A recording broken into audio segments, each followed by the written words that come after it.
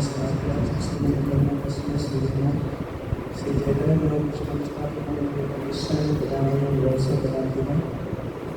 कृष्णा करुणा सिंधु दीनबंधु जगत्पते गोपीपति का कांत राधा कांत नमस्ते तप्त कांचन गौरांगी श्री राधे वृंदावन सदेव विश्वभानु सुदेव प्रणमामि वांछा कलंकरुभ्यश्च कृपा सिंधुभैव च पतितानां पावनेभ्यो वैष्णवेभ्यो नमः। जय श्री कृष्ण चैतन्य प्रभु नित्यानंद श्री अद्वैत गदाधर श्रीवासादि गौर भक्तवृंद।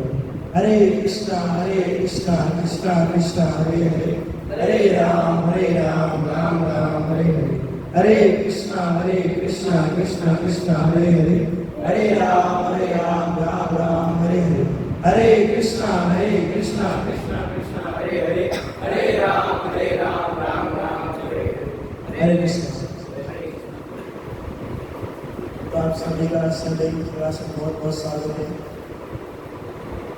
खास करके जो फर्स्ट टाइम आए हैं आप सभी का भी। तो अभी का जो माहौल है दिवाली गया, गाँव आना जाना घूमना फिरना ये सब चालू है, जिसके कारण ज़्यादातर लोग गाँव जैसी तीर्थ यात्रा में घूम रहे हैं, है ना, या कोई शॉपिंग करने के लिए, या कोई मैरिज का भी सीजन चालू है ना, तो कोई मैरिज में जाने के लिए सूट पहन के तैयार हो रहे हैं। तो ये तो इस तरीके से थोड़ा संख्या बहुत कम है, ठीक है। भौतिक संसार में रहते हैं तो साथ में लेकर के दोनों चीज़ को चलना पड़ता है, भौतिक और आध्यात्मिक को दोनों को लेकर के। बाकी हम तो यहाँ रहेंगे तो यही रूल्स को फॉलो करके चलना पड़ेगा, कुछ भी हो जाए सुबह 4 बजे मिलना तो जाना ही पड़ेगा। तो आप सभी का स्वागत है। और आज का जो टॉपिक है स्पेशल भक्तों के लिए ही है, क्योंकि आज का जो टॉपिक है वो हमारे लिया है कि बुक्स डिस्ट्रीब्यूशन का इम्पोर्टेंट क्या है ना। बुक्स डिस्ट्रीब्यूशन का इम्पोर्टेंट क्या है, मतलब कि इनडायरेक्टली तो प्रचार करने का महत्व क्या है, प्रचार क्यों करना चाहिए, है ना। देखिए आप सभी को अगर पता होगा तो हमारे कितने मुख्य संप्रदाय है, 4 संप्रदाय होते हैं, है ना, जिसके अंदर में पहला ब्रह्म मध्व गौड़ीय संप्रदाय, दूसरा श्री संप्रदाय, तीसरा रुद्र संप्रदाय और चौथा कुमार संप्रदाय। ये 4 प्रकार के संप्रदाय होते हैं जिसको बार बार हम रिपीट करते हैं। और इस्कॉन के डिवोटी को तो पता होना चाहिए 4 मुख्य संप्रदाय है, जिसमें से हमारा कौन सा संप्रदाय है, ब्रह्म मध्व गौड़ीय संप्रदाय, ब्रह्म मौर्य गौड़ीय संप्रदाय, ब्रह्मा जी माधवाचार्य और गौड़ीय चैतन्य महाप्रभु संप्रदाय, है ना। ब्रह्म मध्व गौड़ीय संप्रदाय से याद कर सकते हैं ब्रह्मा जी माधवाचार्य और चैतन्य महाप्रभु, ये तीनों का संप्रदाय है। तो बहुत लंबा लेकिन शॉर्ट में ये तो क्या है कि भगवान ने ये 4 संप्रदाय को ही प्रमाणित किया है। इसके अलावा जितने भी अनेक संप्रदाय हैं उनका वर्णन शास्त्र में कहीं पे आता नहीं है, हो सकता है इनडायरेक्टली बनाया गया हो, परंतु 4 संप्रदाय है। और ये 4 संप्रदाय जो है उसके अंदर में मुख्य रूप से कृष्ण की भक्ति साधना की जाती है ना, कृष्ण की भक्ति साधना की जाती है। वैसे देखा जाए कोई भी भक्त कहीं पे भी जुड़ता है, वो चाहे इस्कॉन मंदिर हो, राधा कृष्ण का मंदिर हो, या दुर्गा माता का मंदिर हो, काली माता का मंदिर हो, या क्षेत्रपाल मंदिर हनुमान जी का वो मंदिर हो, कोई भी मंदिर हो, वहाँ पर जाकर के उसका एक ही गोल होता है, भक्ति करना, है ना। भक्ति करना। मंदिर में इसलिए जाते हैं ना, ऐसा तो नहीं मंदिर में जाएंगे तो वहाँ पे वड़ा पाव समोसा खाएंगे, नहीं। मंदिर में जाएंगे तो ओनली फॉर भक्ति कैसे करना है इसके बारे में सीखेंगे। तो भक्ति में मुख्य रूप से प्रहलाद महाराज जी ने 9 प्रकार बताए। आप सुनोगे 9धा भक्ति, है ना, जिसमें पहला आता है श्रवणम, सुनना, है ना? क्या सुनना? भगवान की कथा, ना कि म्यूजिक, फिल्मी सॉन्ग, है ना? और कौन क्या कर रहा है, क्या बोल रहा है, वो सब नहीं। कान दिया है श्रवण करने के लिए, ओनली फॉर कृष्ण की कथा सुनने के लिए, है ना? दूसरा है कीर्तन। कीर्तन जैसे कि अभी संडे है, क्लास खत्म हुआ, 6:30 बजे आरती होगा, तो आरती में आप देखोगे बहुत सारे भक्त आते हैं और भगवान के नाम के ऊपर में कीर्तन करते हैं। क्योंकि प्रभुपाद जी कहते हैं या तो आप भगवान के सामने कीर्तन कीजिए या माया देवी के सामने कीर्तन कीजिए, है ना? कीर्तन अर्थात इनडायरेक्टली डांसिंग, है ना? भगवान के सामने नाचना। तो भगवान के सामने नाचेंगे तो भगवान प्रसन्न होंगे, तो भगवान अपने पास ले लेंगे। लेकिन वो डीजे के पास जाकर के नाचेंगे तो पता नहीं कौन किसके पास ले जाएगा, ऐसा है लेकिन नहीं, वहां से कुछ मिलता नहीं है, भगवान के सामने नाचने से कुछ मिलता है। फिर क्या है तीसरा? स्मरण। स्मरण अर्थात कि हर समय हमको कृष्ण का स्मरण करना चाहिए, है ना? यंग जनरेशन के अंदर में ये सब चीज बहुत मुश्किल है, हार्ड लगता है ये सब चीज करना कि प्रभु जी हमारा एंजॉयमेंट करने का समय है, घूमने फिरने खाने पीने का समय है, और आप यहाँ पर नवधा भक्ति बता रहे हैं। तो मैं बता दूं कि नवधा भक्ति मैं नहीं बता रहा हूँ, बल्कि प्रहलाद महाराज जी बता रहे हैं। वैसे मैं 25 साल का हूँ और जो बता रहा है वो सिर्फ 5 साल का है। तो आप सोच लीजिए वो 5 साल का बच्चा ही नवधा भक्ति बता रहा है। तो स्मरण, हर समय कृष्ण का स्मरण करना चाहिए, किसी और व्यक्ति का मनन चिंतन नहीं करना चाहिए, है ना? क्योंकि मृत्यु कभी भी आ सकती है। और भगवत गीता के 9वें अध्याय में लिखा गया है कि मरते समय जो व्यक्ति जिस चीज का चिंतन करता है उसी गति को प्राप्त होता है ना? या अगला योनि उसको वही मिलता है। तो कृष्ण का अगर स्मरण किए तो गोलोक वृंदावन धाम जाएंगे, या माता पिता या किसी लड़का लड़की फ्रेंड का स्मरण किए तो घूम फिर करके यहीं पर आएंगे, है ना? तो डिपेंड करता है हमारे ऊपर कि किसका स्मरण करना है। हम स्वतंत्र है, किसी का भी स्मरण कर सकते हैं, ऐसा नहीं है कि उन्हीं का कीजिए, है ना? फिर क्या है? पाद सेवनम, अर्थात कि भगवान के चरणों की सेवा करनी चाहिए। आप देखे होंगे बहुत सारे लोगों के घर में लड्डू गोपाल होती है, तो मैंने सुना है बहुत सारे लोगों से कि प्रभु जी हम जब भगवान को सुलाते हैं तो उनके चरण को दबाते हैं, ऐसा एक भाव प्रकट करते हैं, है ना? फिर क्या है? अर्चनम, अर्चन, सुबह में जो जिसके पास भगवान का विग्रह होता है सुबह सुबह भगवान के विग्रह को स्नान करवाते हैं, है ना? दूध से मक्खन से, फिर पोछते हैं, नए नए वस्त्र पहनाते हैं। फिर है वंदनम, भगवान का वंदन करना, प्रणाम करना। फिर दास्य, दास, दास बनना, अपने आप को किसका दास बनना? कृष्ण का दास बनना। लेकिन हम इस संसार में किसके दास है? माया के बॉस के, जिसके हम जॉब करते हैं, वो हमारे सीनियर है, हम उनके दास है, वो हमारे मालिक है कि नहीं? ये डायरेक्ट है कि नहीं? जो भी जॉब करते होंगे वो जो कहता है वो हमको करना पड़ता है ना? दिवाली का समय हो, हमको छुट्टी चाहिए, लेकिन बॉस ने मना कर दिया, नहीं जाना है, ठीक है, कुछ नहीं कर सकते क्योंकि हम उनके दास हैं। लेकिन संसार के अंदर में देखा जाए तो दास एकमात्र कृष्ण का ही बन सकता और किसी का नहीं। अरे संसार के अंदर में जो बड़ा बड़ा अभिषेक है ना, वो सभी के सभी दास हैं। किसका? कृष्ण का। पर संसार के अंदर में लोग आकर के भूल जाते हैं और वो सोचते हैं कि सब कुछ हम ही है, सब कुछ हम ही है।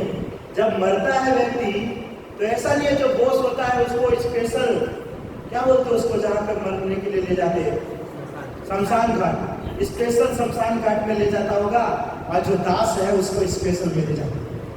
बोलेंगे ये शमशान घाट प्रभु जी किस लिए, ये शमशान घाट, तो इस शमशान घाट में जो इस संसार के बॉस है उसको जलाया जाएगा, और इस शमशान घाट के अंदर में जो दास है उसको जलाया जाएगा। दोनों की एक ही गति होगी, एक ही जगह पे, वो भी मिट्टी में मिल जाएगा, ये भी मिट्टी में मिल जाएगा। इसलिए संसार के अंदर में कोई भी बॉस नहीं है, एक ही बॉस है, वो है श्री कृष्ण। तो उसके अलावा कोई नहीं, वो सबका बॉस है ना। उसके सामने किसी का भी चलेगा नहीं ना। लेकिन कृष्ण तो भी कहते हैं दास दास दास। और क्या है? सख्य, यानी कि मित्रता का भाव, जैसे कि अर्जुन है, सुदामा है, उस तरीके से कोई भगवान को पूछते हैं। फिर है आत्मनिवेदन, अपने आप को भगवान को समर्पित करना। तो ये 9 प्रकार की भक्ति होती है, जो भक्त जन जो है इसमें से किसी एक को भी एक्सेप्ट करके जो है आगे बढ़ते हैं। तो ये 4 संप्रदाय के अंदर में होता है। लेकिन इससे जो ऊपर है, ये सबसे ऊपर है, वो है प्रचार करना। जो सबसे ऊपर है वो है प्रचार करना। अब देखिए 4 संप्रदाय है, जिसके अंदर में अभी के समय में ज्यादातर 2 ही संप्रदाय देखने को मिलते हैं। एक तो ब्रह्मध्वगौर्य संप्रदाय, क्योंकि आप लोग बैठे इसीलिए, अगर आप भी नहीं बैठेंगे तो शायद ये भी बंद हो जाएगा, है कि नहीं? तो ब्रह्मध्वगौर्य संप्रदाय, और दूसरा है श्री संप्रदाय, रामानुजाचार्य। जानते होंगे ना आप सब नाम, रामानुजाचार्य। उनका प्रचार अभी भी जारी है, ज्यादातर साउथ में देखने को मिलता है ना। साउथ में जाओगे तो वहां पे रामानुजाचार्य जी के बहुत सारे ऐसे डिवोटी है। लेकिन कुमार संप्रदाय और रुद्र संप्रदाय धीरे धीरे जो है वो लुप्त हो चुका है। तो देखिए, भक्ति में आने का मुख्य जो उद्देश्य है वो है प्रचार करना, वो प्रचार करना। प्रभुपाद जी कहते हैं, आप सबने बार बार सुने हैं कि प्रीचिंग इन द एसेंस, है ना। जो प्रीचिंग करता है, जो प्रचार करता है, उससे बड़ा और कोई कार्य है ही नहीं, उससे बड़ा और कोई कार्य नहीं है। हमारे संप्रदाय के अंदर में आप देखेंगे जितने भी आचार्य हैं, हम तो क्या प्रभु यहाँ पर आते हैं, एंजॉयमेंट करते हैं, भगवान का दर्शन करते निकल जाते हैं। लेकिन ये सब जो जानने की बात होती है वो कोई नहीं जानते, कोई नहीं जानते। अभी हम सिर्फ इतना पूछ लेंगे ना कि भक्ति सिद्धांत सरस्वती महाराज जी कौन है, उनके गुरु कौन है, तो कोई बोल ही नहीं पाएगा। नीचे जाके कीर्तन में पूछिएगा, बोलेंगे भक्ति सिद्धांत सरस्वती करके भी कोई ठाक रहा है प्रभुपाद जी के गुरु महाराज, लेकिन प्रश्न ये होगा ये भी कोई है? तो क्या हमारे अंदर क्या होती है? जिज्ञासा नहीं होती है। हम क्या हर जगह पे जाते हैं, देख लेंगे कोई बाबा है, कोई मामा है, देव है, देवी है, वहां पर प्रणाम कर लेंगे और निकल जाएंगे। एक जिज्ञासा होनी चाहिए। कहीं पे भी हम जा रहे हैं तो ये क्या चीज है, ये इसकी मूर्ति है, इसका विग्रह है, ये आचार्य है तो कौन है, किसकी है, ये सब जानना चाहिए। हम क्या है, संप्रदाय के अंदर में जुड़ जाते हैं, लेकिन हमको उसका अर्थ ही नहीं पता, उस संप्रदाय के बारे में कुछ पता ही नहीं। अब कोई व्यक्ति आपसे पूछ लेगा कि आप इस्कॉन में जाते हैं, तो बताइए, आपके संप्रदाय के अंदर में बोलते हैं कि वो परंपरा वाइज चलते आ रहा है, गुरु परंपरा। तो थोड़ा आपके प्रभुपाद जी के पहले के 10-15 परंपरा में जो गुरु आए उसके बारे में बता दीजिए। तो हम तो देखिए, प्रभुपाद जी थे, अभी भी प्रभुपाद जी, बाद में प्रभुपाद जी होते, बस। क्योंकि हमको इतना ही पता है ना, और क्या पता है, और नहीं पता है ना, इतना ही हमको पता है। तो ये जानना चाहिए। जितने भी हमारे परंपरा के अंदर में आचार्य है, देखिए हमारी परंपरा कहाँ से स्टार्ट होता है? कृष्ण से। कृष्ण से ब्रह्मा जी, ब्रह्मा जी से नारद मुनि, नारद मुनि से वेद व्यास जी, वेद व्यास जी से माधवाचार्य, माधवाचार्य से माधवेंद्रपुरी, माधवेंद्रपुरी से ईश्वरपुरी, ईश्वरपुरी से चैतन्य महाप्रभु, चैतन्य महाप्रभु के बाद सठ गोस्वामी, रूप गोस्वामी, सनातन गोस्वामी, जीव गोस्वामी, रघुनाथ दास गोस्वामी, रघुनाथ भट्ट गोस्वामी, गोपाल भट्ट गोस्वामी, उसके बाद रतन दास ठाकुर, श्रीधर स्वामी, बलदेव विद्याभूषण, है कि नहीं? उसके बाद जगन्नाथ दास बाबा जी महाराज, गौर किशोर दास बाबा जी महाराज, भक्ति विनोद ठाकुर, भक्ति सिद्धांत महाराज, और हमारे श्रील प्रभुपाद जी। तो ये हमारी परंपरा है। ठीक है, तो मुझे यकीन है आप सबको याद हो गया होगा, है ना आकाश को? तो ये परंपरा है और भी है इसके अंदर में, जो हमने बहुत सारे छोड़ दिए हैं। तो इस परंपरा के अंदर में जितने भी आचार्य आया, सबका मुख्य उद्देश्य एकमात्र यही है कि कृष्ण के नाम का प्रचार करना, कृष्ण के नाम का प्रचार करना। और सबसे पहले इसको फैलाने वाले हैं हमारे चैतन्य महाप्रभु। आप सब जानते हैं चैतन्य महाप्रभु भगवान कृष्ण का एक स्वरूप है ना, जो छंद अवतार है। भगवान के बहुत सारे अवतार है, उसके बारे में हमको पता है, लेकिन चैतन्य महाप्रभु के अवतार के बारे में बहुत सारे लोगों को नहीं पता, क्योंकि इसको छंद अवतार कहते हैं, जिसको छुपाया गया। तो चैतन्य महाप्रभु का यहाँ पर आना एक ही उद्देश्य था, वो था प्रचार करना, जितना हो सके उतना प्रचार करना। उन्होंने ये नहीं कहा कभी भी, है ना, कि माला करो, प्रसाद खाओ और रूम में जाकर के सो जाओ। वो यही कहते हैं ज्यादातर, जितना हो सके उतना प्रचार करो, यारे देखो तारे कहो कृष्ण उपदेश, हमारा क्या गुरु भैया तारे ही देश। कहते हैं कि जब भी देखो तब भी हमको कृष्ण का उपदेश करना चाहिए। ये नहीं देखना से सामने कौन है ना। बोलेंगे कि आकाश प्रभु है, कुलदीप प्रभु है ना, प्रभु जी है, आयुष प्रभु है, राहुल प्रभु, तो ये नास्तिक वाला है, ये मायावादी है, वो निराकारवादी है, वो शून्यवादी है, तो इसको नहीं, ये भक्तिवादी है तो हाँ इसको करो। ये नहीं, जारे देखो तारे को कृष्ण उपदेश, किसी के अंदर भेदभाव नहीं। जब भी कोई व्यक्ति मिलता है उसको कृष्ण के बारे में हमको बताना चाहिए, क्योंकि क्या है, व्यक्ति इनडायरेक्टली सभी भगवान के अंश है, लेकिन इस भौतिक संसार में आने के बाद जो है व्यक्ति उसको भूल चुका है। अब देखिए, कोई बच्चा अपने माता के गर्भ से जन्म लेता है और जन्म लेते ही वो माता अपने बच्चे को किसी और को गोद दे दे, तो उसके बाद वो बच्चा किसको बोलेगा? माता पिता, जिसकी गोद में वो गया है कि नहीं? अपने असली माता पिता को बोलेगा नहीं। क्यों? क्योंकि उससे वो पिछड़ चुका है कि नहीं?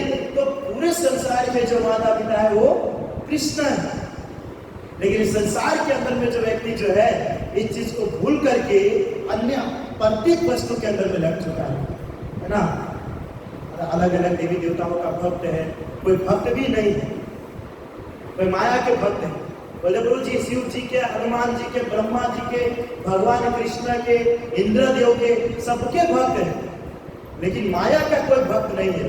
तो प्रभु जी हम माया का भक्त है ना।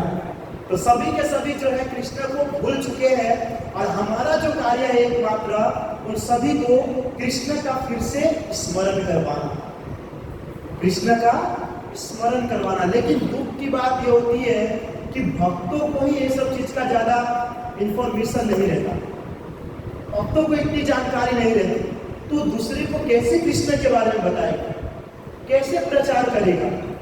उसको न चैतन्य महाप्रभु के विषय में बात पता है, न हमारे आचार्य के बारे में पता है। हम आ गए मंदिर में, धोती कुर्ता मस्त पहन ले, डिजाइन वाले एकदम, है ना, कुर्ता भी हो ब्रजवासी स्टाइल में, यहाँ पर गांठ बांध के धोती पहन लेते हैं, तिलक एकदम सुंदर, कंठी माला, भीड़ बैग एकदम, है ना, 850 लेकर के एकदम मजे से सब घूमते हैं। लेकिन जब पूछते हैं प्रभु जी थोड़ा बताइए, प्रभु जी ये माला है, ये तिलक है, कंठी है, धोती है, कुर्ता है, कि मुझे मेरे गुरु ने कहा था पहनो, आप भी पहनो बस। तो इसकी टोपी उसके सर, हमने पहना, अब आपको पहना दे नहीं। ये सब चीज का इंफॉर्मेशन पहले भक्तों को होना चाहिए, भक्तों को होना जरूरी है ना। आपको मैं बताऊं, प्रभु आज मैं दोपहर में पढ़ रहा था, प्रचार ही सारे, प्रभुपाद जी का एक पुस्तक है जिसके अंदर में बताया गया है व्यक्ति को एकांत स्थान में जाकर के अगर जब भी करता है ना, तो उस व्यक्ति को ठगा हुआ मनुष्य समझना चाहिए। क्यों? क्योंकि मुख्य कार्य प्रचार करना, हो तो कर ही नहीं रहा। मुख्य कार्य जो है प्रचार करना, तो आप सोचिए, आप मंदिर में आए, आप आरती अटेंड करते हैं, आप कीर्तन करते हैं, भगवान के नाम का जप करते हैं, है ना, भगवान की पुस्तकों का रीडिंग करते हैं, प्रभुपाद जी के द्वारा लिखित पुस्तकों का अध्ययन करते हैं। इससे किसका उद्धार होगा? किसका उद्धार होगा? आपका ना, आपका उद्धार होगा। तो अगर हम अपने लिए कोई कार्य करें तो इसको स्वार्थ कह सकते कि नहीं कह सकते? कह सकते ना। मैंने बोल रहा, आप लोग बोल रहे हो, कह सकते ना स्वार्थ, है ना? तो आप लोग तो स्वार्थ वाली भक्ति कर रहे हैं। तो स्वार्थ वाली भक्ति करनी चाहिए? नहीं करनी चाहिए। इसके लिए ये सब चीज को हमको सभी को देना चाहिए, सभी को। इसलिए तो गुरु परंपरा है। अब देखिए चैतन्य महाप्रभु प्रचार करने के लिए कितना स्ट्रगल किए। उन्होंने अपनी पत्नी और अपने मां तक को छोड़ दिए। विचार के जगन्नाथ मिश्र जो उनके पिताजी थे वो भगवत धाम चले गए थे, और उसके माता जी और उसकी जो पत्नी थी वो दोनों चैतन्य महाप्रभु के ऊपर में डिपेंड थे। लेकिन चैतन्य महाप्रभु दोनों को छोड़ करके प्रचार में चले गए। इतना इंपॉर्टेंट था। आप कभी छोड़ सकते हैं कि चलो प्रभु हम भी इस्कॉन में आते हैं, थोड़ा प्रचार प्रसार करेंगे, सबको छोड़ देंगे? नहीं। तो हमारे जितने भी आचार्य हैं वो सभी हमको यही सिखाता है कि इस्कॉन में आना, इस संप्रदाय में जुड़ना, ओनली फॉर प्रचार का कार्य करना, ओनली फॉर प्रचार का कार्य करना। इसीलिए कह रहे हैं ना कि जब भी देखो तब भी कृष्ण का उपदेश दो। कृष्ण का आपको कब दे पाएंगे?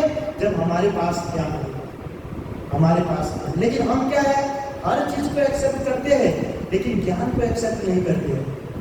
जब ज्ञान की बात आती है, कुछ सुनने की बात आती है तो हम बोरिंग हो जाते हैं। हमको आनंद नहीं आता है, मजा नहीं आता है सुनने में कि प्रभु जी क्या बता रहे, क्या कर रहे, कब क्लास खत्म करेंगे, कब हम यहाँ से भागेंगे।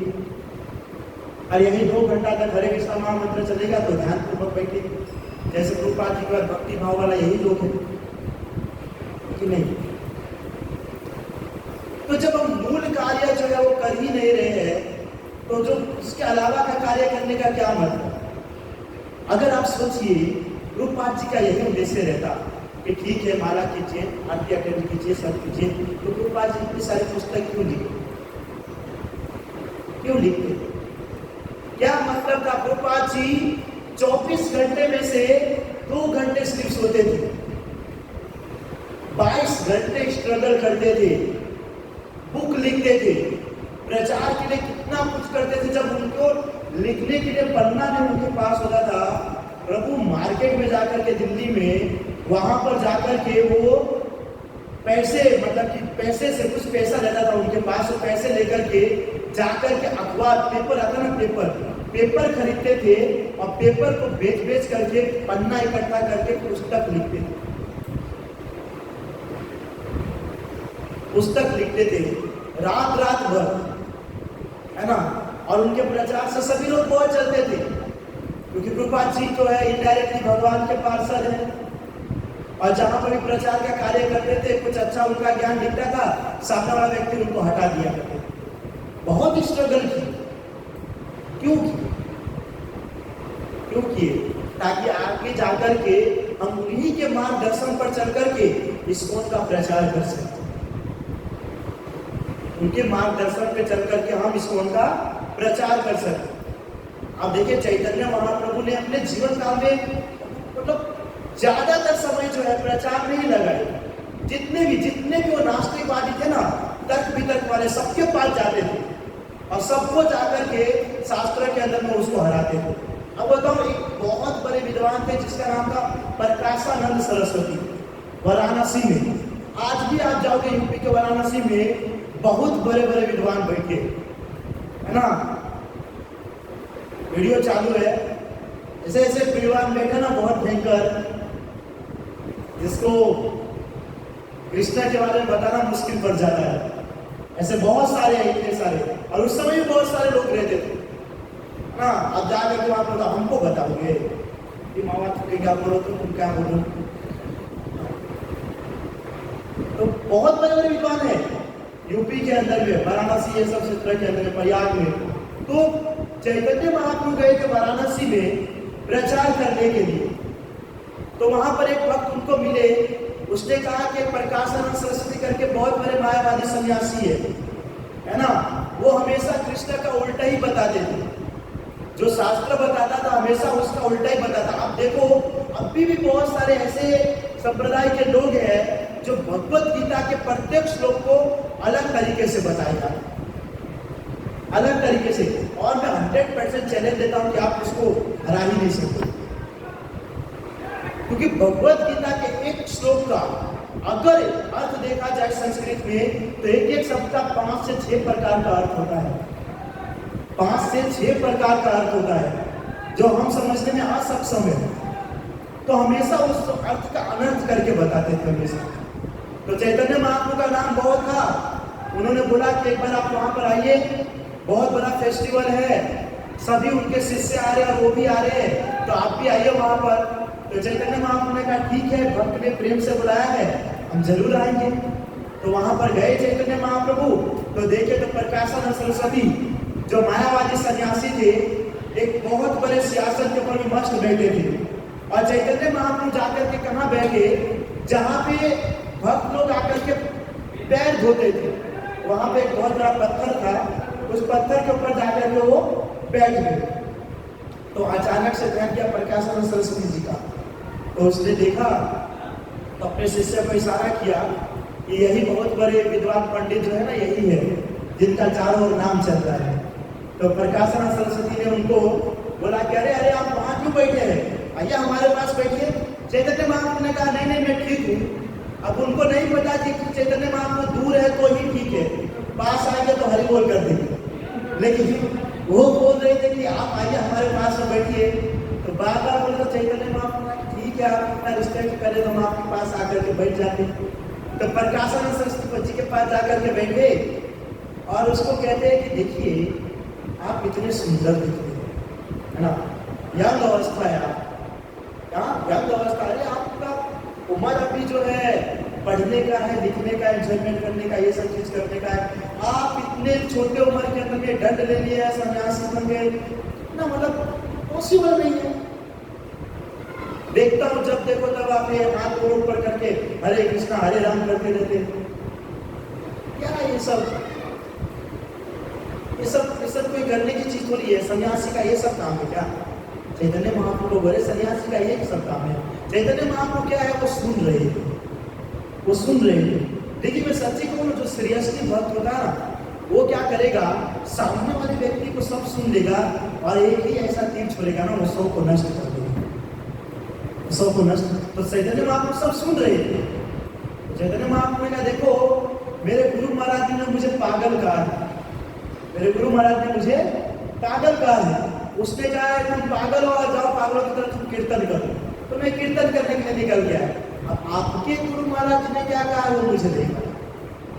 तो थोड़ा सा प्रकाशानंद सरस्वती थे, थोड़ा ये आ गया कि हमको इस तरीके से बोल रहे हैं। तो उनके साथ जो है चैतन्य महाप्रभु का तर्क वितर्क होता है, तर्क वितर्क। प्रभु 10 से 15 मिनट होता है इसमें, कितना 10 से 15 मिनट में। प्रकाशानंद श्रेष्ठ ठाकुर वाराणसी में 60,000 शिष्य बनाए थे। कितने? 60,000। और सब शिष्य को लेकर के आए थे। और चैतन्य महाप्रभु 10 से 15 मिनट उससे बात होती है और बातचीत में जो है प्रकाशानंद सरस्वती ठाकुर को हरा दिए।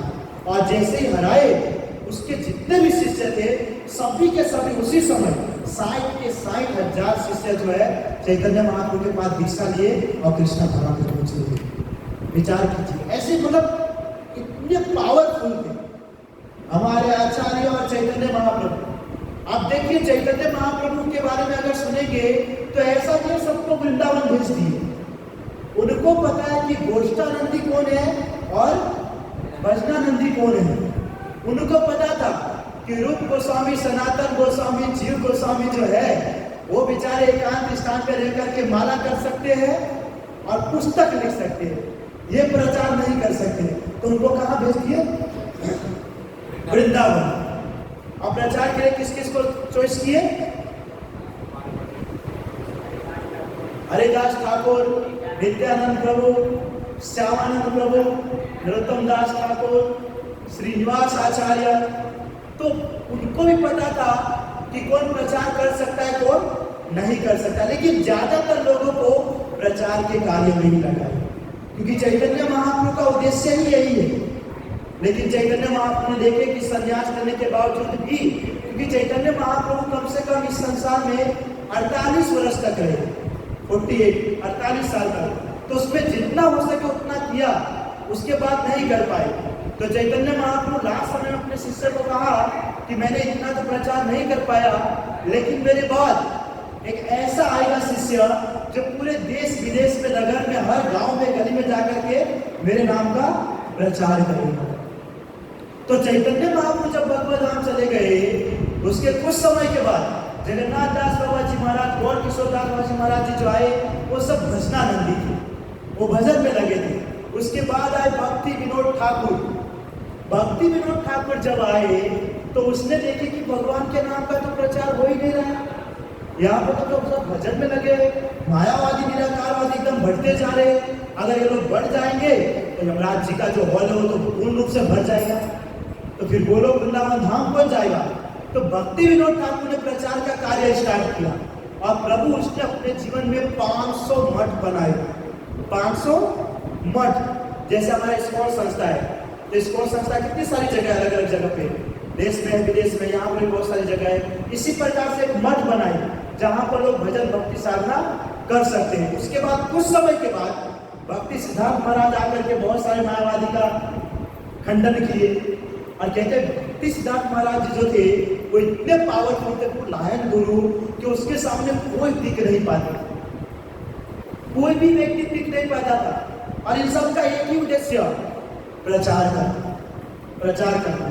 और जहां पर कृष्ण के बारे में ना बोले वो कथा को कभी श्रवण ही नहीं करते। एक बार क्या हुआ, किसी राजा ने इनवाइट किए भक्ति सिद्धांत महाराज जी को, वहां पे बहुत सारे मायावादी, निराकारवादी, शून्यवादी सभी गुरु आए थे। एक एक उसको होते ना लीडर, वो सभी लीडर आए थे वहां पे। और भक्ति सिद्धांत महाराज जी को भी बुलाया गया था।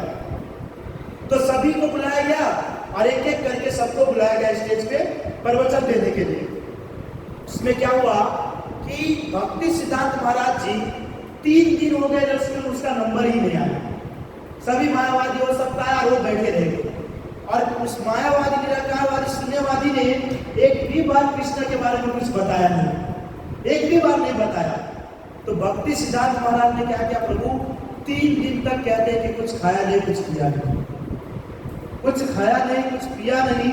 कहते हैं कि अगर पानी मिला देते उसके ऊपर तुलसी था, वो तुलसी को ग्रहण कर लेते थे, है ना। और फिर 3 दिन के बाद वहां से निकल गए। फिर राजा को पता चला कि भक्ति सिद्धांत महाराज जी आए तो निकल गए, कुछ हुआ नहीं। तो फिर से उसको इन्वाइट किया।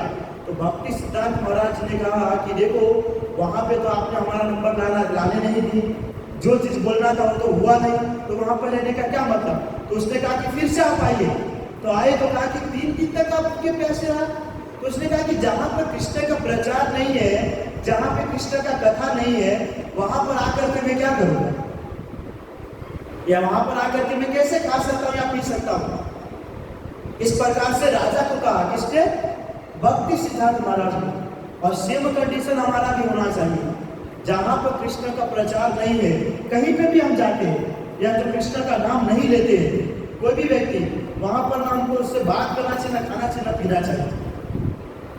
आगे ये कंडीशन अलग है कि अगर वो भक्त बनेगा हमारे खाने पीने से, तो हमको खा लेना चाहिए, पी लेना चाहिए, एक लिमिट में, है ना। ये नहीं कि हाँ वो भक्त बनेगा तो कांडा लहसुन भी मार नहीं, ये नहीं, तो लिमिट में। तो भक्ति सिद्धांत महाराज ने राजा को इस प्रकार कहा।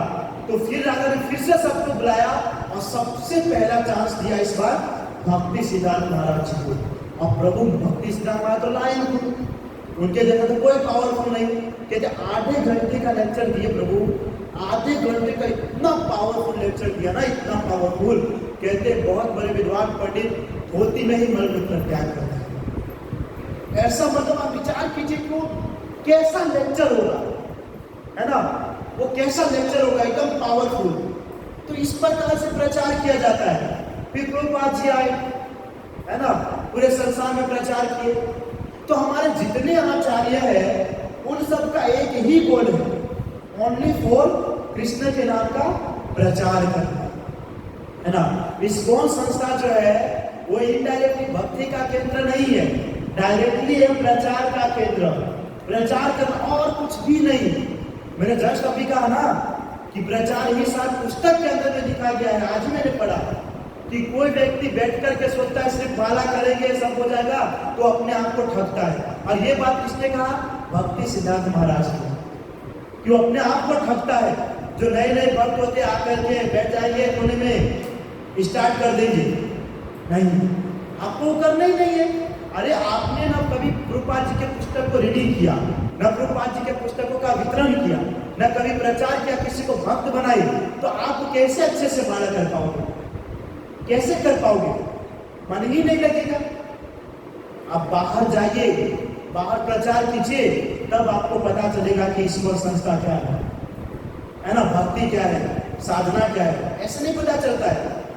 जब हम बुक लेकर के बाहर निकलेंगे ना प्रभुपाद का डिस्ट्रीब्यूट करने के लिए, तब आपको पता चलेगा। अभी आपको सबसे अच्छी बात बताओ, एकदम मस्त। अभी हम चंदनपुर और वैष्णव के साथ डिस्कशन किया कि कोई भक्त अगर प्रचार के जरिए एक भी भक्त बनाता है, एक भी भक्त, तो उसके अंदर लिखा गया वो बैकुंठ धाम जाता है।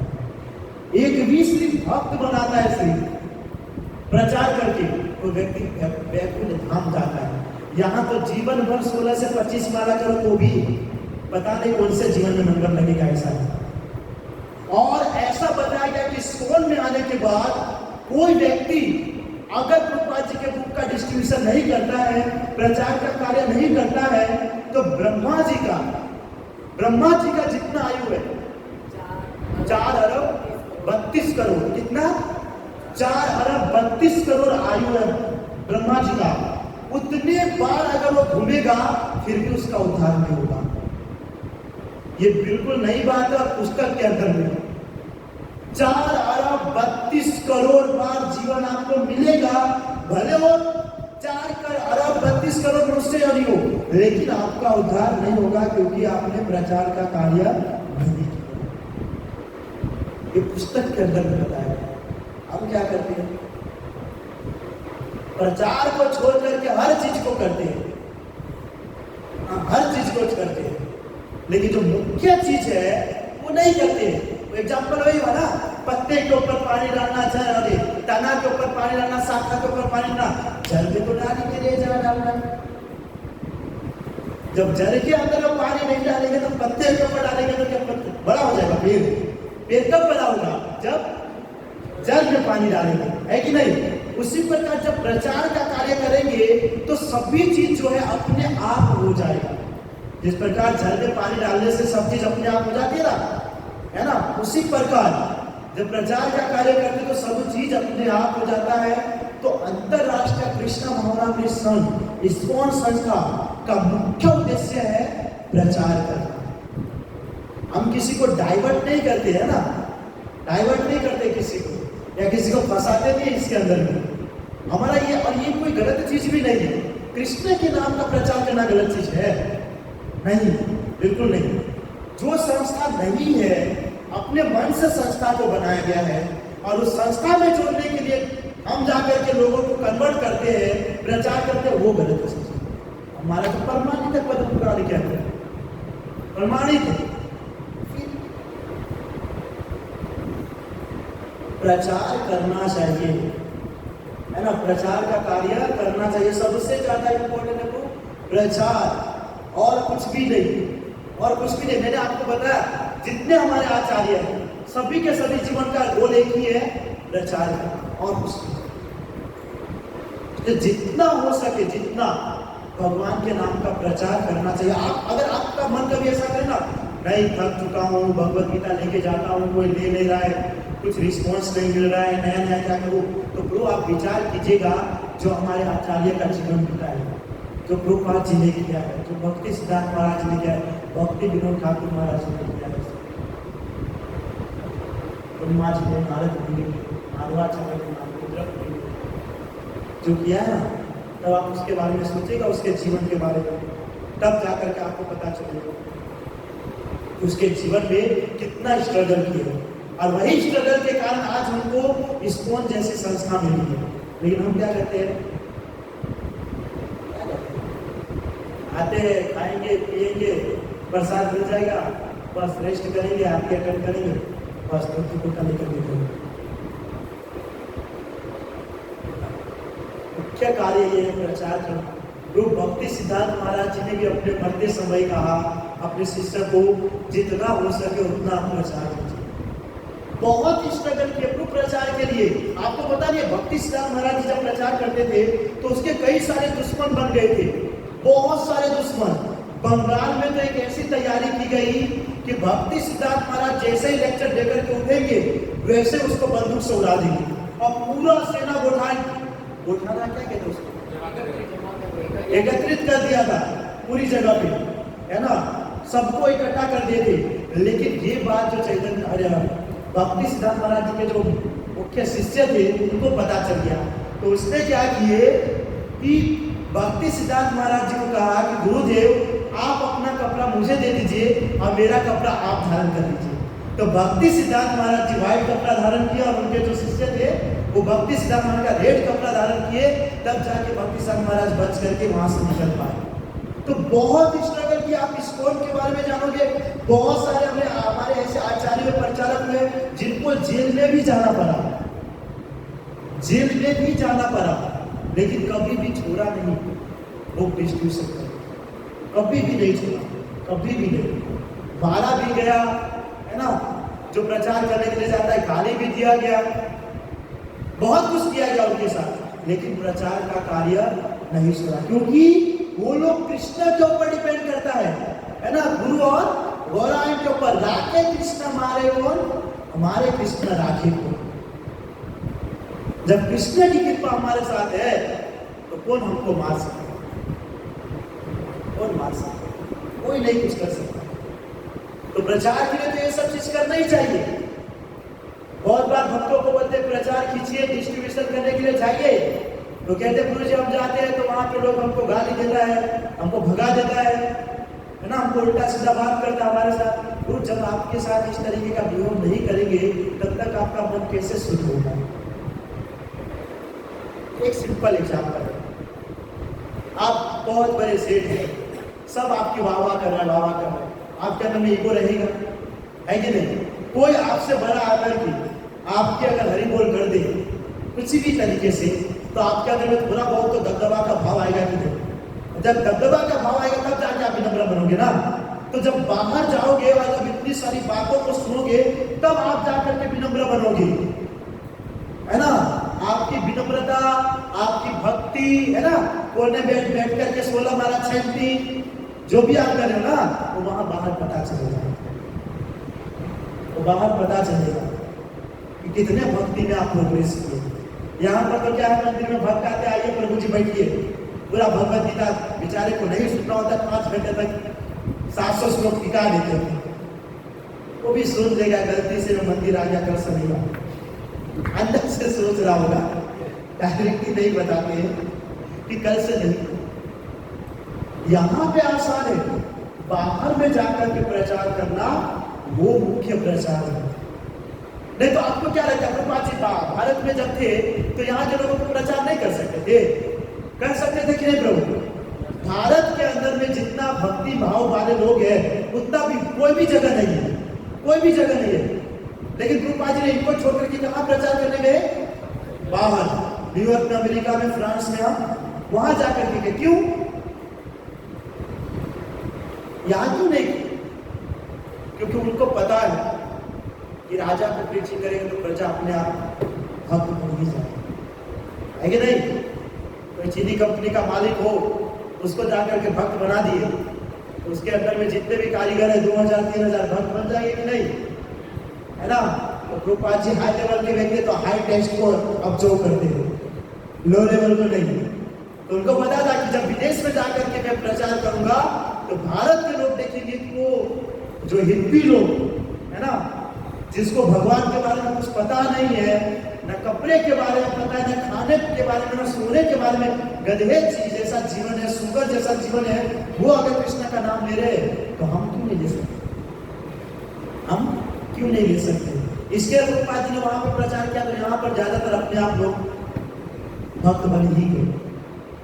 तो ऐसी जगह पे जाके प्रचार करना चाहिए, ऐसी जगह पे नहीं जहां पर तैयारी क्या होता है, खाने तैयार हो, वहां पे खाने का क्या मतलब।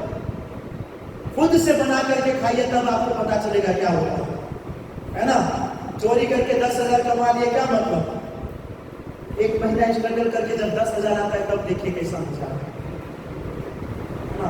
वही आनंद इसके अंदर है।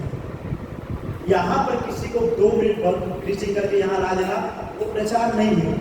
बाहर में जाकर के जो लोग, जिसको कृष्ण के बारे में कुछ पता ही नहीं है, भक्ति के बारे में कुछ पता ही नहीं, भगवत गीता क्या है वो नहीं पता, ऐसे लोगों को जाकर के जब हम ज्ञान देते हैं, उपदेश देते हैं, भक्त बनाते हैं ना, तब जाकर के हमको गुरु और भगवान की कृपा प्राप्त होती है।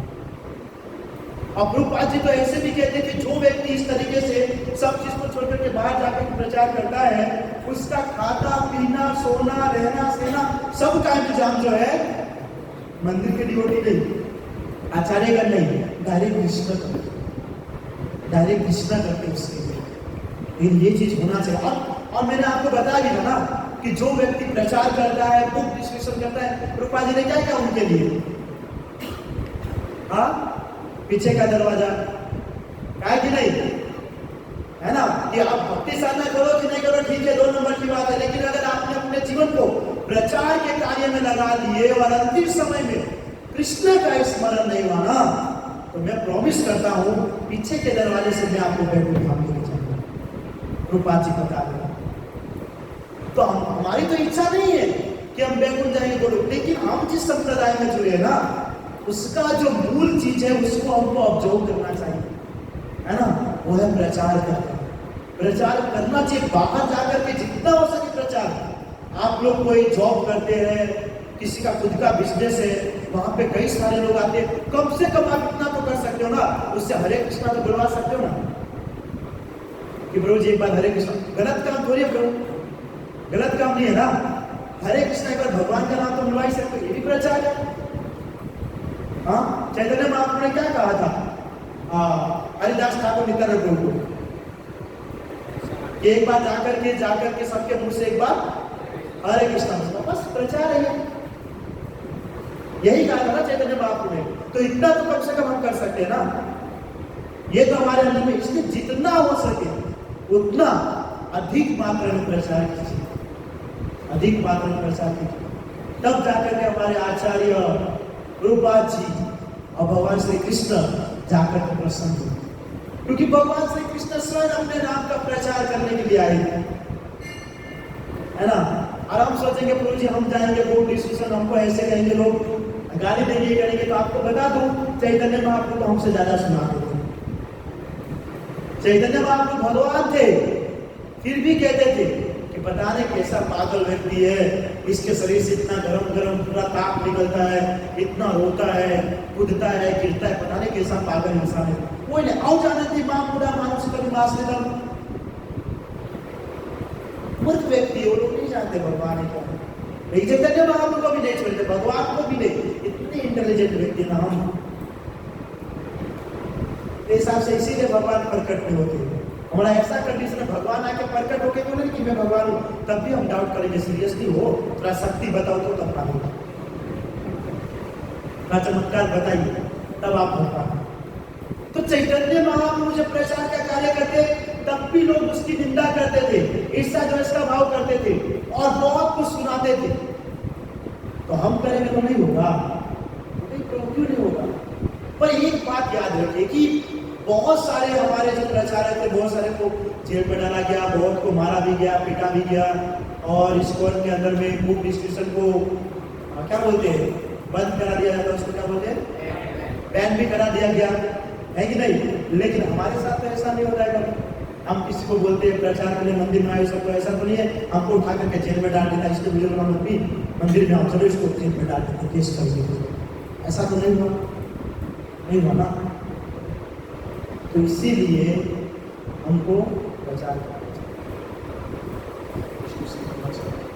लेकिन मैंने कहा ना, दूसरे को प्रचार करने से पहले अपने आप को प्रचार करना जरूरी है, अपने आप को प्रचार करना जरूरी है। आप किसी को बुक डिस्ट्रीब्यूशन करने के लिए जा रहे हैं, समझ लीजिए एक सिंपल एग्जाम्पल है, और उसने बोल दिया प्रभु जी आप बुक डिस्ट्रीब्यूशन करने आए हैं, भगवद गीता का 7वें अध्याय का 3 नंबर श्लोक बोलिए तो फिर क्या करेंगे? तो क्या करेंगे? गुरु जी हमको देखिए ऐसा नहीं है, आप भगवद गीता रख लीजिए, है ना। हमको प्रभु जी ने कहा कि डिस्ट्रीब्यूट कर देना, बस हो गया। बोले प्रभु जी पहले आप पढ़ के आइए फिर मुझे बताइए, है ना। आप पहले पढ़ के, मैं सीरियसली कहूँ, पांच में किसी कोटेशन होगा कोई ना कोई जगह कि पहले आप खुद ही पढ़िए, हर चीज को खुद ही पढ़िए। पढ़े बिना हमको प्रचार नहीं करना चाहिए। खुद अगर वो आचरण नहीं करे तो दूसरे को आचरण फॉलो करने के लिए नहीं कहना चाहिए, तो उसके अंदर आप भी फंस जाओगे, आप ही फंस जाओगे, 100% गारंटी है ना। या तो जितना आपको आता है सामने वाले व्यक्ति को उतना ही उपदेश दीजिए, उतने में अगर वो भक्त बन जाए तो ठीक है, नहीं तो हरे कृष्ण, ऐसा करना चाहिए। लेकिन जितना हो सके उतना प्रचार का कार्य करना चाहिए, लेकिन पुस्तक का रीडिंग कीजिए। प्रभुपाद जी के पुस्तकों पर कोई नहीं, कम से कम भगवद गीता, कम से कम भगवद गीता। और श्लोका की बात करें, श्लोका कोई लर्न नहीं कर पाता है, परंतु कम से 108 श्लोक वैदिक शास्त्र से छुटे हुए श्लोक पुस्तक है, उसके अंदर भगवद गीता के 108 इंपोर्टेंट श्लोक है, वो तो कम से कम लर्न होना चाहिए। आप डिस्ट्रीब्यूशन करने के लिए जाएंगे, सीरियसली कह रहा हूँ, सीरियसली कह रहा हूँ। कोई ऐसा व्यक्ति मिल जाएगा कि प्रभु जी आपके पास कितना भगवद गीता, बोलेंगे 100 भगवद गीता ले लूंगा, चलो आप भगवद गीता में से मुझे 10 श्लोक सुनाओ, मैं ले लूंगा। तब आप क्या करेंगे? ऐसा नहीं होता है, होता ही है, हर चीज होता है। ऐसी ऐसी घटना होती है ना जो आप नहीं जानते, होता ही है। तो इसलिए पहले से हमको प्रिपेयर होकर के जाना चाहिए, प्रिपेयर रहना चाहिए, है ना। कि कीर्तन करेंगे, है ना, जपा करेंगे, आरती अटेंड करेंगे, यहाँ पर जाकर के सर्विंग करेंगे, फिर खुद के डिश में सर्विंग करेंगे, खाएंगे, ये सब करेंगे, तो इससे ज्ञान नहीं आ जाएगा। हम ब्रह्मा जी नहीं है दिव्य ज्ञान हृदय प्रकाशित ना, हमको करना पड़ेगा स्ट्रगल। नहीं तो बोलेंगे ब्रह्मा जी तो 16 माला भी नहीं कर देते, तो हम तो नहीं, हमको करना पड़ेगा, है ना, कंपल्सरी करना पड़ेगा। इसके लिए हमको रीडिंग करना ही पड़ेगा, भगवद गीता को पढ़ना ही पड़ेगा, तब जाकर के आप प्रचार कर पाओगे, वरना नहीं कर पाओगे, है ना। सिर्फ सीख लेंगे, वो प्रभु जी बताइए कैसे बोलना है वहाँ, है ना। क्लास दे देंगे, देखो भगवद गीता कल से स्टार्ट होगा, ऐसे बोलना है, ऐसे करना है, नहीं, वो नहीं होगा, वो तो कॉपी पेस्ट हो गया। वहां का सुना और किसी व्यक्ति ने सुन लिया और उसके सामने दूसरा घर वाला भी वही खड़ा रहेगा, आपको नहीं पता रहेगा जिसके घर में जाना है वो यही है। वहां पर जाकर बोले माता जी ये भगवद गीता है, बुक मैराथन चल रहा है, भगवद गीता लीजिए, अपने जीवन को सक्सेस बनाइए। 18.68 नंबर श्लोक में कहा है, जब भगवद गीता डिस्ट्रीब्यूट करता है मरने के बाद पर्वत थाम जाता है। फिर दूसरे घर में जाएंगे, हरे कृष्ण माता जी बुक डिस्ट्रीब्यूशन करने आया है, बुक मैराथन चल रहा है, भगवद गीता 18.68 में कहा है कि जो व्यक्ति भगवद गीता लेता है वो भगवद गीता। आप तो वहीं पर यही बोल रहे थे ना, तो बोले पक्का रट्टा मार के आया हुआ है और एक ही शब्द को हर जगह पे बोल रहा है। नहीं, ऐसे नहीं किया जाता है। हमारे पास नॉलेज होना चाहिए, जैसा व्यक्ति मिले वैसा जवाब आप दे सकते, है ना। मैं आपको बताया गया था कि तर्क बुक डिस्कशन करना हो तो उसके अंदर में तर्क वितर्क भी चलेगा, लेकिन आना चाहिए, है ना, वो आना चाहिए।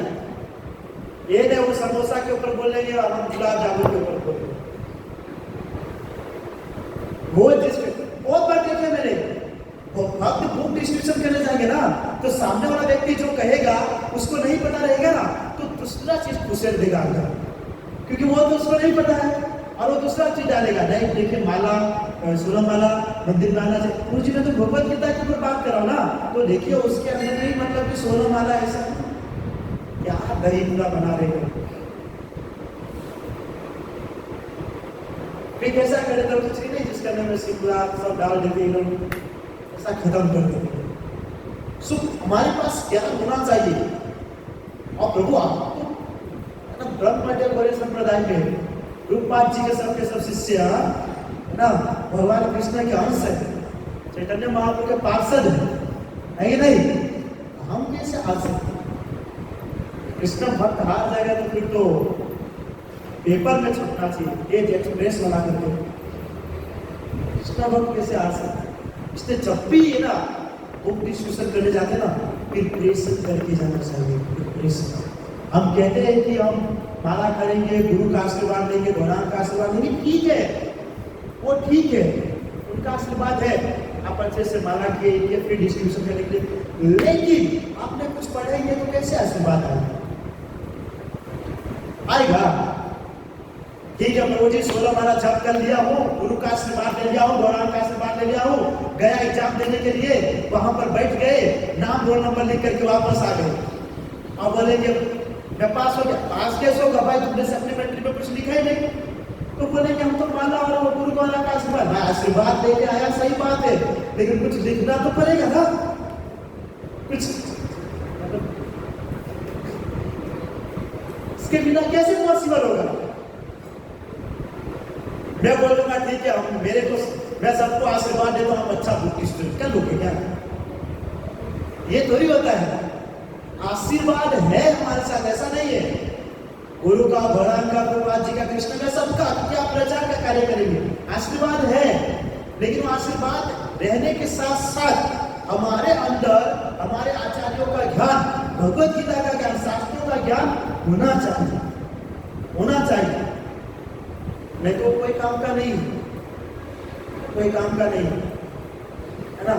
बहुत बार एग्जाम में जाते कुछ पढ़ लिख कर दे जाते नहीं है, मम्मी पापा का आशीर्वाद हो, 2 चमची दही खिला देंगे, शुभ काम का लेकर जा रहे हो, जब अच्छा से रिजल्ट आता तो फेल होगा, तो मम्मी पापा का आशीर्वाद दही भी खा के गया था, ले बस नारा सब करके गया, लेकिन पढ़ा तो नहीं था, तो पढ़ना तो पढ़ा ही नहीं, तो वो कैसे होगा? तो रीडिंग करना जरूरी है, शास्त्र को पढ़ोगे तब जाकर के वहां जवाब दोगे ना। इसलिए रीडिंग बहुत जरूरी है, क्योंकि लोग बुक डिस्ट्रीब्यूशन करते वक्त ऐसे ऐसे खलनायक मिलेंगे, है ना, ऐसे ऐसे खलनायक जिससे आप अनुमान नहीं लगा सकते हो। कई वक्त करण के साथ महाभारत में गया था एक छोटे बच्चे को डिस्ट्रीब्यूशन में, तो बहुत सारे ऐसे व्यक्ति मिलते हैं और सीरियसली ऐसे ऐसे क्वेश्चन पूछेंगे ना, ऐसा ऐसा चीज बोलेगा कि भगवत गीता हाँ, भगवत गीता हाँ, नहीं बोला मुझे इसका कुछ नहीं, आप धन को बेच रहे हो, तो ऐसे बोले मुझे काम कीजिए, आप भी डोनेशन दीजिए, कल से धन को बेचना बंद कर, मुंह ही बंद। मैंने क्या कहा, आपको तर्क वितर्क आना चाहिए, आप गलत काम नहीं करे ना, आप प्रचार के लिए जा रहे हो, आप प्रचार कार्य के लिए जा रहे हो, तो उसके अंदर क्या है कि देखो प्रभु, आप जब भक्तों के साथ जाओगे, लाल कपड़े वाले होते हैं या जैसे बस पार्टी होते संकीर्तन पार्टी, उस पर जाते हो तो वहां से आपको ले लेंगे, वहां से ले लेंगे बुक, लेकिन जब आप 4-5 लोग जाओगे, है ना, जिसमें से 1-2 जन को बताया जाता है वो किसी ने लेने, वहां पे लेना बहुत मुश्किल होता है शास्त्र, वहां पर आपको शास्त्रों को उठाना पड़ेगा, और शास्त्र नहीं तो तर्क वितर्क आना चाहिए करना। ऐसा इंटेलिजेंट व्यक्ति होना चाहिए ना, गलत को भी सही बता, मतलब ये बता रहा हूं, ऐसा नहीं है, लेकिन ये मतलब कोई गलत तरीके से, मतलब कोई ऐसा जैसे कैसा है, देखो एग्जाम्पल ले देता हूँ, नहीं तो गलत होगा। देखिए जैसे एक बार क्या है कि दिल्ली में मधुसूदन प्रभु बुक डिस्ट्रीब्यूशन में बहुत हाई लेवल है, तो एक बार गए थे बुक डिस्ट्रीब्यूशन करने के लिए, तो हम क्या करते हैं कि कृष्णा की स्पेलिंग क्या होती है, KRISHNA, कृष्णा। तो बुक देने के लिए उसको गए, तो सामने वाला व्यक्ति ने कहा मैं आपका बुक नहीं लूंगा। बोला क्यों? बोला कि आप लोग को कृष्णा की स्पेलिंग नहीं आती और आप बुक डिस्ट्रीब्यूशन करोगे। बोला कि क्या हुआ? बोला कि अब क्या हुआ, आप कभी KRISHNA कृष्णा बताते, कभी लिखो KRSNA, ये क्यों? आप लोग को पहले वो सुधारो, उसके बाद आप बुक डिस्ट्रीब्यूशन करना है। तो मधुसूदन ने कहा कि देखो प्रभु आपकी बात सही है, अब कैसा है कि हमारे संसार के भारत में कैसा है, KRSHNA बोलते तो कृष्ण बोलते कृष्ण, है ना, लेकिन वहां पर हम जाते हैं तो आर लगा देते हैं तो बोलता है कृष्णा। तो हमने क्या कहा, तो कृष्ण बोले ना, इसलिए आई को हटा करके KRSNA किया। अच्छा ऐसी बात है क्या? ना ये 3-4 भगवत गीता समझ रहे मैंने जो बोला है ना, KRSNA तो कृष्ण होता है। ऐसे चले तो कृष्णा होगा। तो इस तरीके से आपको तर्क वितर्क करने आना चाहिए। ये नहीं प्रभु जी ने कृष्ण कुछ बोल दिया, बोलेगा राजा को यहाँ आइए, वो माता जी कुछ बोल रहे, अरे प्रभु वो बोलेगा ये डिस्ट्रीब्यूशन करने के लिए आए हैं और वो प्रभु जी को लेकर के आते हैं। सो हमारे अंदर पावर होना चाहिए। तो हमारे अंदर अभी एक बीच में जैसा एक कर्मचारी गया था, ये लोग अपना परेश तो नहीं थे, दूसरे थे, तो गए थे डिस्ट्रीब्यूशन करने के लिए। तो होटल के बाहर खड़े थे, डिस्ट्रीब्यूट करे थे प्रभु जी को, तो उसको दिया भगवत गीता। वो बोलता है कि मैं चिकन मीट नॉन वेज खा के आप मैं भगवत गीता कैसे टच करूं? बोला नहीं नहीं नहीं लीजिए लीजिए। अब उसको बोला कि कैसे टच कर सकता हूँ? तो जो डिस्ट्रीब्यूट करा था वो भी कंफ्यूज हो गया कि अब मैं इसको क्या बोलूँ। अब उसको ऐसे बोलना चाहिए, भगवत गीता ऐसी चीज है ना कि आप कोई भी चीज हो ना उसको भी उसको कर सकता है। तो ये बोलना आना चाहिए, ये बोलना आना चाहिए। ये नहीं चिकन मटन खा करके 7:30 बजे आरती करना हुआ घंटी घुमाएंगे, ओम जय जगदीश हरे। तो भगवत गीता को क्यों नहीं ले सकते? ले सकते हैं। हम सिर्फ उसको बोल नहीं पाते, और जब हम बोलेंगे तो उसको याद आ जाएगा, हाँ मटन खा करके मैंने जगदीश हरे किया था।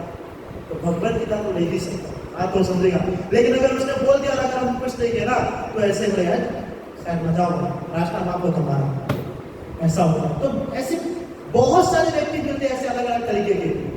मायावादी निराकारवादी वाले भगवान को नहीं मानते, बोला ठीक है तुम कोई बात नहीं, मत मानिए, आप किसमें मानते हो?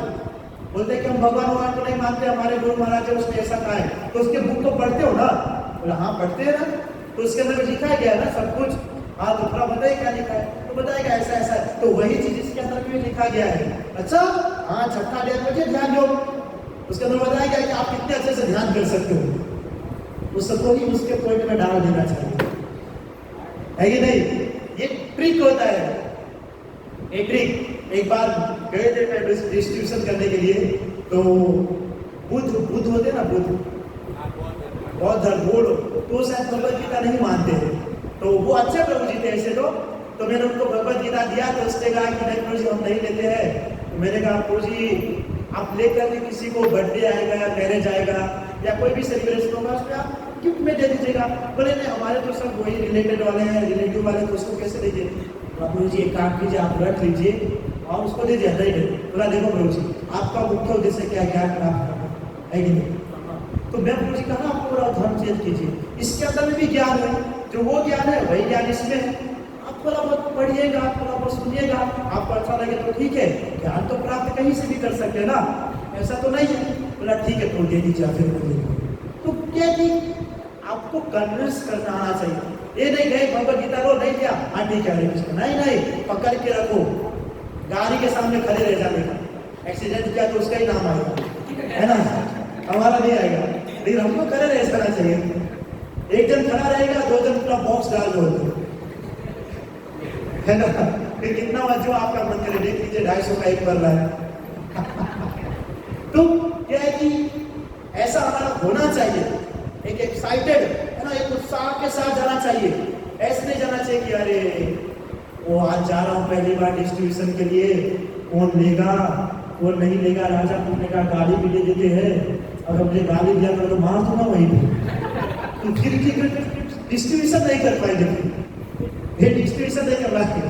तो हमारे एक युवक है मयूर प्रभु करके, उसको लेके गया था, तो एक ने मेरे साथ वाद विवाद चालू कर दिया बहुत गुस्से में। तो इतना गुस्सा हो गया वहां से निकल के चला गया। बोला क्यों चले गए? बोला मारो माइंड सेट को एक झाप पर मारेंगे। बोला कि अब डिस्ट्रीब्यूशन में जाकर के सब सहन करना पड़ता है ना, जब सहन करते तभी रहते ना। जब आंधी तूफान आता है और जो वृक्ष जो पेड़ नीचे झुकता है ना, आंधी तूफान के बाद वही टिका रहता है, जो नहीं झुकता है वो उखाड़ करके फेंक देता है उसको आंधी तूफान, है ना। तो इसीलिए जब हम टिके रहते हैं ना, टिके रहते हैं तो क्या होता है कि हम उस पर आगे बढ़ पाते हैं।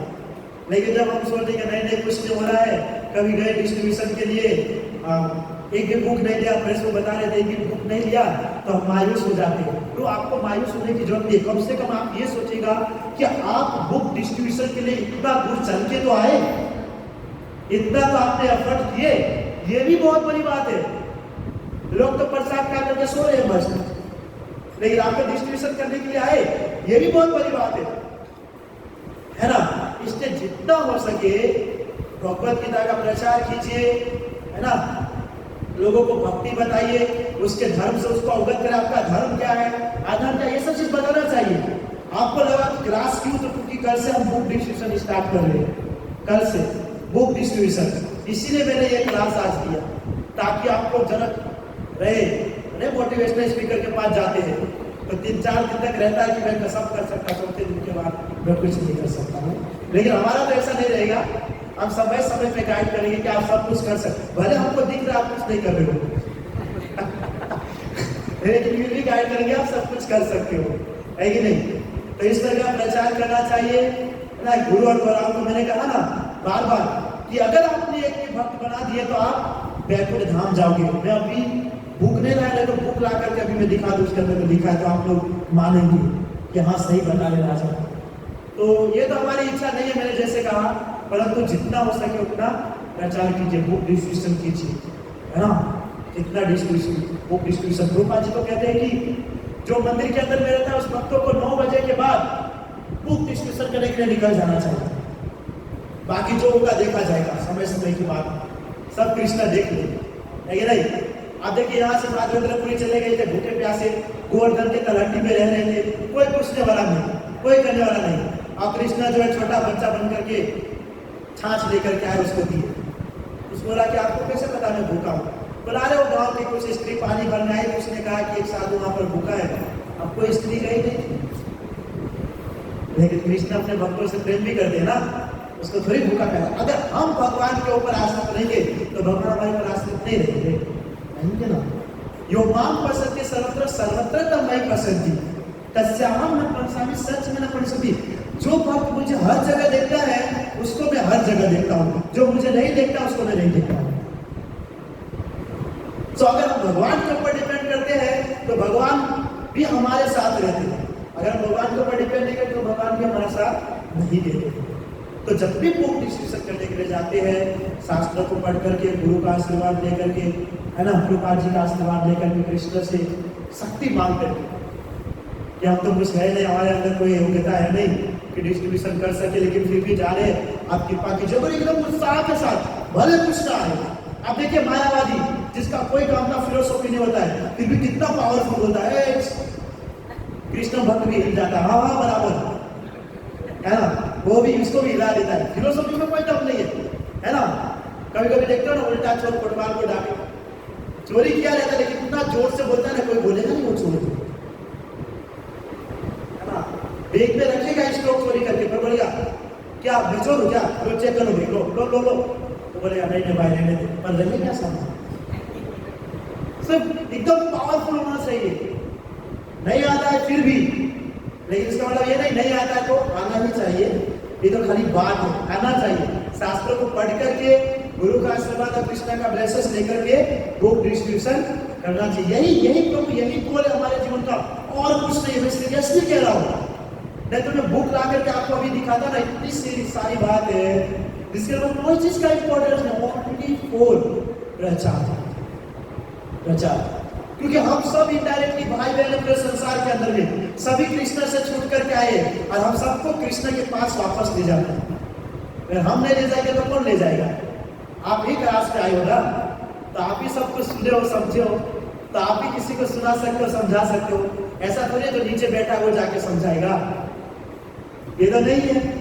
इसलिए जितना हो सके प्रचार करो, है ना, लोगों को भक्त बनाइए ना। जो नीचे राउंड खड़े होकर उनको थोड़ा बड़े भक्ति भी कीजिए, थोड़ा लेक्चर में भी आइए, है ना। ये सब चीज ठीक है, ऐसा नहीं है। कृष्ण के सामने नाचो, गाओ, कीर्तन करो, सब करो, ठीक है, लेकिन प्रभु भगवान कब प्रसन्न होंगे? जब आप उसके नाम का प्रचार करें। नाम संकीर्तन ऐसा सर्व पाप प्रणाश नामो दुख समकर नमामि हरि। तो जो नाम संकीर्तन जो है ना, सारी पापों को नष्ट कर, ये सब चीज करना चाहिए, है ना, जितना हो सके लोगों को। क्योंकि कोई संसार के लोग जो है इतना माया के अंदर में डूब गया ना, उसको आप 5 घंटे प्रीचिंग करो, 5 घंटा कथा सुनाओ तो उसके माइंड में कुछ नहीं जाएगा। उसके माइंड में यही चलेगा कि बाहर जा करके मुझे दारू पीना है, चिकन मटन खाना है, गर्ल्स को लेके घूमना है, फिरना है, ये खाना है, वो करना है, ये करना है, यही सब चीज चलेगा और कुछ भी नहीं चलेगा। उसको कन्वर्ट करना बहुत मुश्किल है प्रभु, लेकिन जितना हमसे हो सके, जितना उतना प्रयास क्या पता भगवान की कृपा हो। आज चैतन्य महाप्रभु ने कहा था कि मेरा एक एक जो भक्त है वो पूरे ब्रह्मांड को तार सके, तो आप में से कोई हो, कोई एक कुलदीप प्रभु पूरे ब्रह्मांड को तार डाला है कि नहीं?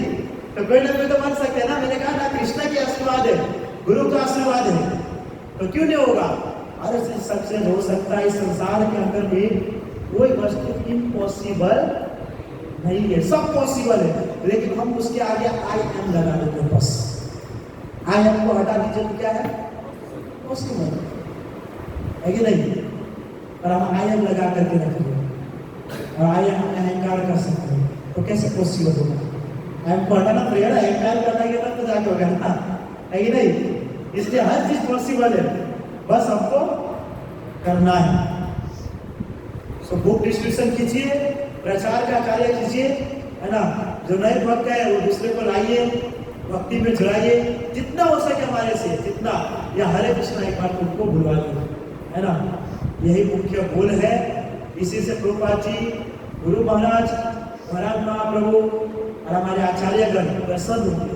और जब वो प्रसन्न होंगे ना प्रभु, तो इतना ब्लेसेस आपको मिलेगा ना, आप इकट्ठा नहीं कर पाएंगे, संभाल नहीं पाएंगे। इतनी कृपा आपको मिलेगी, जी इतनी सारी कृपा कैसे मिल रही है, आप समझ नहीं पाते, है ना।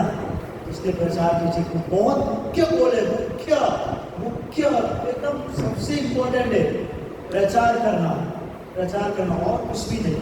जितना हो सके उतना कीजिए। भले आप किसी को भक्त बना रहे हो, वो नहीं आ रहा है, कम से कम माला भी कर रहा है, ठीक है। या आ रहा है, कुछ समय आया फिर चला गया, पर माला तो कर रहा है, मंदिर तो आ रहा है ना। आरती तो बहुत बड़ी बात है, लेकिन प्रचार करना चाहिए, लेकिन नहीं। क्योंकि ऐसा भक्त अगर आगे जाकर के अगर छोड़ भी दे, तो फिर से अगर उसका मन होगा तो फिर से आकर को माला स्टार्ट करेगा, है कि नहीं। जो भक्त एबीसीडी या जो व्यक्ति एबीसीडी सीख के गया है, वो कुछ समय के बाद छोड़ दे और कुछ समय के बाद वापस रिटर्न हो, तो फिर से उसको एबीसीडी सिखाना नहीं पड़ता, क्योंकि पहले से जाता है। इसी प्रकार किसी को हम प्रचार करते हैं तो कुछ समय के लिए भक्त बनता, फिर छोड़ देता, फिर आना हो तो उसको सब चीज याद रहता ही है कि नहीं। ऐसा नहीं कि आज सुबह आए, संडे को आया था, अब शनिवार को जाना तो रास्ता ही नहीं है, ऐसा नहीं होता है। याद करता एक बार हम गए थे तो। इसलिए जितना हो सके प्रचार का कार्य कीजिए, गोपाल जी को सेटिस्फाई कीजिए। और अब ये देखिए प्रभु, मैंने बार बार कहा, ये किसी का माइंड वॉश करना नहीं है या हमारे संस्था को आगे बढ़ाना नहीं है। आप कृष्ण के नाम का प्रचार करो, इससे हमको कुछ मिलने वाला नहीं है। ऐसा नहीं किसी को हरे कृष्णा बुलाएंगे तो हमको 1 लाख रुपया अकाउंट में आ जाएगा, है ऐसा नहीं है ना। नहीं तो मैं तो कितने को बुलवा देता हूँ, कितना लाख हो जाएगा है ना। तो ये सब नहीं है। हमारा उद्देश्य यही है कि जितने भी लोग हैं इस संसार के अंदर में, सभी भक्ति करें, भजन करें, साधना करें, भगवान के नाम का जप करें, कीर्तन करें, क्योंकि सबका उद्देश्य एक ही है, परम सुख को प्राप्त करना। लेकिन कहाँ से मिलेगा वो उसको पता नहीं है, और वो मिलेगा यहाँ से, और ये सब आप चाहते हो। इसलिए उनको प्रचार कीजिए, भक्ति में लाइए, है ना। ओके, श्रील प्रभुपाद की बताए बहुत प्रेमानंद। किसी का कोई प्रश्न है तो पूछ सकते हैं।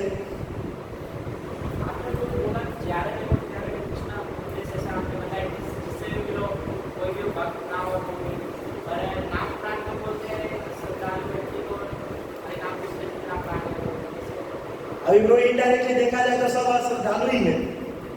कौन श्रद्धालु बना है? बाहर निकलिए तो सब श्रद्धालु है। उसका अर्थ क्या होता है प्रभु? अश्रद्धालु व्यक्ति को, जिसके अंदर में श्रद्धा नहीं है। श्रद्धा किसके अंदर में नहीं है?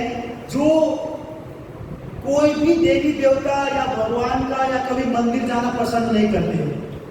और ऐसा संसार के अंदर में मुश्किल से 1% लोग होंगे। बाकी ऐसे बहुत सारे लोग हैं जो शिव जी के मंदिर, काली के मंदिर या किसी न किसी मंदिर में जाते हैं, कुछ ना कुछ। वो अश्रद्धालु व्यक्ति, ज्ञानवान व्यक्ति नहीं, अश्रद्धालु व्यक्ति, जिसके अंदर श्रद्धा ही नहीं है।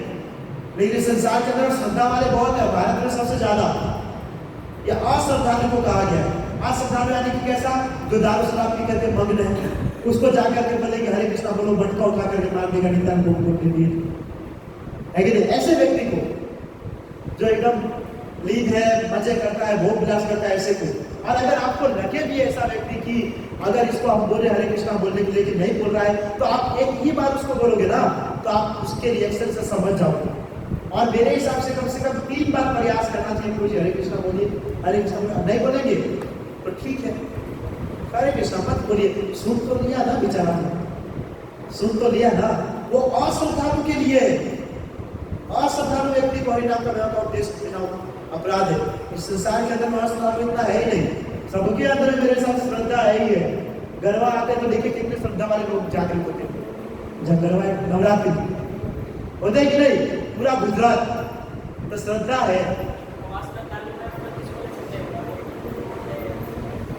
आज श्रद्धा में मैंने कहा ना, आप समझते हैं, आज श्रद्धा में वो भी आते हैं। और जो मैंने कहा जो पूर्ण रूप से नशे में लिप्त होते हैं, भोग विलास में लिप्त होते हैं, वो सब। लेकिन तो ऐसा नहीं है, आप एक बार उनको ट्राई करोगे तो कोई अश्रद्धालु व्यक्ति के अंदर भी श्रद्धा आ जाते हैं।